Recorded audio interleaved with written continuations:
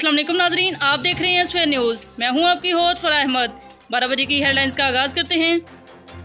कराची, लाहौर, पेशावर और अब इस्लामाबाद के अंदर भी सफाई का कोई इंतज़ाम नहीं।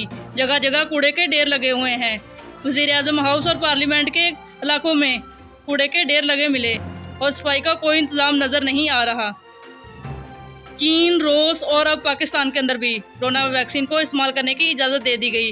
कोरोना वैक्सीन को इस्तेमाल करने की इजाज़त नेशनल वज़ीर सेहत ने दी। नेशनल वज़ीर सेहत के मुताबिक कोरोना की वैक्सीन कोरोना वबा के खिलाफ 90% तक मौसर रहेगी। पाकिस्तान के अंदर सबसे पहले 50,000 अफराद के लिए कोरोना वैक्सीन मंगवाई गई और सबसे पहले कोरोना वैक्सीन तभी अमले को लगाई जाएगी, फिर ज़्यादा उम्र के लोगों को लगाई जाएगी। मुल्क भर में 24 घंटों से 48 अफराद इंतकाल कर गए। कोरोना की शरह 3.9 तक पहुँच गई, जबकि 1,900 नए केसेस भी रिपोर्ट हो चुके हैं। वज़ीर सेहत के मुताबिक कोरोना की शरह में कमी हो रही है। अहमदाबाद और हैदराबाद के अंदर कोरोना की शरह सबसे ज़्यादा रही। हैदराबाद के अंदर कोरोना की शरह 11.1 तक रही, जबकि अहमदाबाद के अंदर कोरोना की शरह 10.9 तक रही।